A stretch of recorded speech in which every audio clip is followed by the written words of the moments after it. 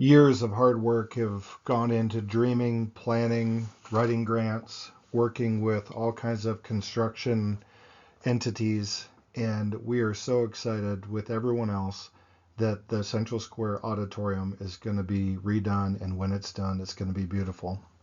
But it's important to recognize that we aren't just looking towards the end goal. We want to thrive during the construction season. So then we think about all the needs of the different entities that are involved, and we think about the current gym setup and use. Of course, the Minnewaska High School has access to the gym from 3 o'clock till 10 o'clock, 5 days a week. Currently, they've been using it for dance, but we want to make sure to maintain the floor open for their usage.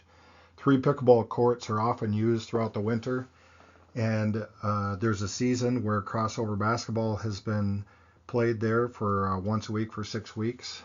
Of course, we want to be able to host large events and bring in talent shows and have rentals that continue an income stream for Central Square. And then Hope Community Worship on a weekly basis, where we have been using the stage. We do use the very large portion of the building for Hope Youth Group, and big events like Comedy Date Night, where you can host a meal and, of course, have a performance of some kind in the gym. And so with all these considerations in mind, we think how aesthetics matter for everyone involved. We don't want to merely get by for nearly a year. We recognize we can thrive if we're creative in maintaining the large gym space and a nice stage setup for all entities that might want to use the stage, the audio. So we can flex as needed for various stages of construction. That's all part of an important, successful planning for thriving during the construction season. The first thing I would mention is the bump out stage, as I understand it, is going to be removed and replaced with a new build. And therefore the bump out stage, which was originally built by myself and Dan Winter, it was made to be moved. It actually fits together like Legos. Even though it's rock solid, remove a few screws and it can literally be pulled apart and set up in another location. Now, because Hope owns the materials, we could modify it to make it, instead of 37 inches tall by 5 foot deep and 24 foot long, we could actually use all the pieces, add a little bit of plywood, and we could pretty easily make a 16-inch high stage that's 10 feet deep, and that would match the depth of the current curtain, how far that comes out into the gym.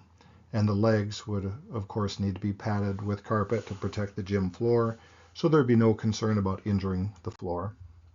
This is the current area that's open to the east of the curtain. That area is 36 feet long. It's 10 feet deep if you match the depth of the curtain.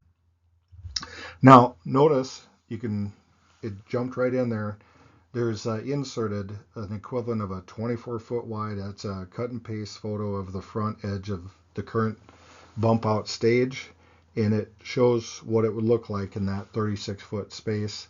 And kind of the idea of that, if that was equal with the curtain and went 10 feet deep, that it would fit right in there. It'd be 24-foot wide, and most entities that would want to use a stage, that would be enough, and you could perform right there for anyone who's in the gym. Hope could purchase 8-foot by 36-foot matching drape, which the idea behind that is the current wall is not appealing. And so I'll go back to that. And actually it doesn't, but if you think about it, it needs repair, and so we could have pipe and drape to make it look nice. And we would want to also on the right side there add a 17-foot, 8-foot high to cover up that portion of the wall, and the area would look quite appealing for anybody who wants to use it. And then we would want to ideally hang our 12-foot projection screen from the basketball apparatus above. If we needed to, we could put feet on it and put it right on top of the stage, but it would save some room if we hung it there. And then this shows that once any performance is done, you could leave the speakers, monitors set up, because we would be glad to purchase an additional curtain that would be just lifted up and put on the standards right in front of everything, so that ultimately that side of the gym would look like one continuous curtain, And on the stage side, there would be all the equipment set up and ready to go for anybody who needs it. And on the left side, the west side, would be the storage that is currently keeping the chairs and tables and everything else, the grand piano. So, of course, because this is pipe and drape that's made for professional settings like trade shows, it's easy to take down. So whenever the wall and ceiling need to be accessed for repair, these things could be pulled down, and the stage would be rather easy to slide out to give a gap for workers to get behind it and accomplish their work. Obviously, some patching on the wall needs to be done, some painting up above, some tiles need to be done, and if necessary, Hope Community would be willing to help patch the ceiling tiles, which we had done in a previous years. Zach Jorgensen and I had collaborated, and at one point, every single one of those tiles, 66 of them, I think we replaced, and they were all in perfect setting. And then, of course, we had a breakthrough, and it knocked down what you see that needs repair. But we could help out with that, and perhaps that could be done before the auditorium's even started. Final thing I would mention is that the soundboard and video tables, there's for storage and ease of setup. Currently, our soundboard is a 4-foot by 3-foot box that is on wheels, and it could remain hooked up and could be rolled wherever needed. And the live stream table is 3-foot by 6-foot, and it'd be easy to adapt and put it on wheels. My current recommendation is to store it behind the blue curtain and roll it forward for events. The reason I would put it behind the blue curtain is because pickleball wants that space to be able to run after a ball when they're using it.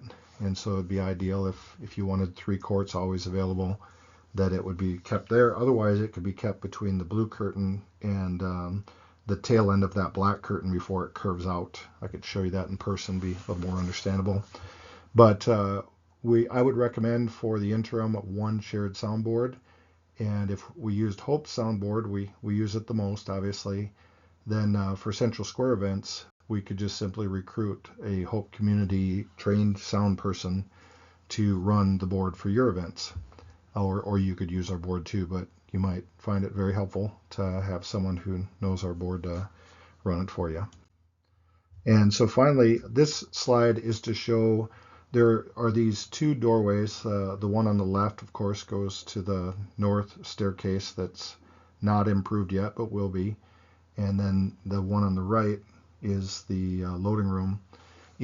For years, Hope Community had got permission to set up where the extension cord, very long, good extension cord, was put over and across the top of the blue padding there and went over the doorways. And we have a way to do that that's safe and protects the cords, and went over to the corner, because that is where Hope Community was set up for years prior to being asked to lead worship in the auditorium. And so I could show that in person and show you that also the signal wires for the sound and video could also follow that same path. It'd just be temporary, but it would not be on the floor and would be able to be out of the way for any construction. Please let's visit about any other considerations haven't been considered or alternatives and suggestions. Thank you so much.